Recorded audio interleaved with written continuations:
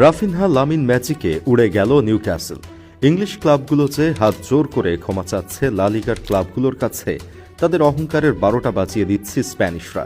First লেগে 1-1 গোলে draw করে সেকেন্ড লেগে শক্ত প্রতিদ্বন্দ্বিতার আভাস দিচ্ছিল দুই দল। ম্যাচের শুরুতে মাঠেও দেখা মিলল সেটা।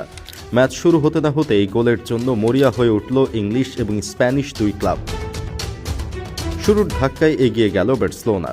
ফার্মিন লোপেজের পাস থেকে ম্যাচের মাত্র 6 মিনিটে গোলের খাতা খুললেন বার্সার হয়ে লিগে লাস্ট ম্যাচে হ্যাট্রিক করা রাফিনহা। রাফিনহার ফিনিশিং লেভেল যেন দিনে দিনে ছাড়িয়ে যাচ্ছে সকল সীমা। নিখুঁত ফিনিশিংয়ে বল জালে জড়িয়ে ক্যাম্প নুতে উৎসব ডেকে আনলেন এই ব্রাজিলিয়ান। কিন্তু এই উৎসবের রং ফিকে করতে সময় নিল না ইংলিশ ক্লাব। 15 মিনিটের মাথায় এলেঙ্গা গোল করে সমতায় ফেরালেন, কিন্তু সমতা ডিঙিয়ে আবার এগিয়ে যেতেও সময় লাগল না। মাত্র 3 মিনিট পর বার্নেল গোল করে বার্নিশ করে